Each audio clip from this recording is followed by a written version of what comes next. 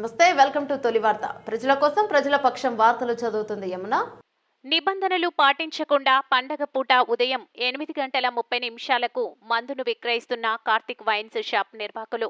మహబూబ్ నగర్ జిల్లా మూసాపేట్ మండల పరిధిలోని వేముల స్టేజ్ దగ్గర ఉన్న కార్తిక్ వైన్స్ షాప్ నిర్వాహకులు సంక్రాంతి పండుగను ఉదయం 8:30 వైన్స్ ఓపెన్ చేసి మందులను విక్రయిస్తున్నారు.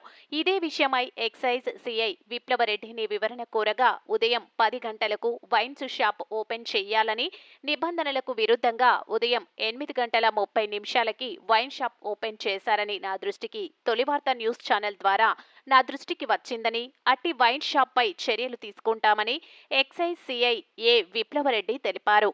మీ తొలివార్త న్యూస్ ని సబ్స్క్రైబ్ చేసి, లైక్ చేసి, షేర్ చేయండి.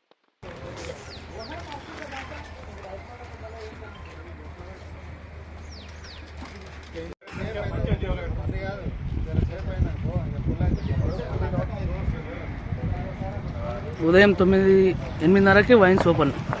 చూడండి ఒకసారి.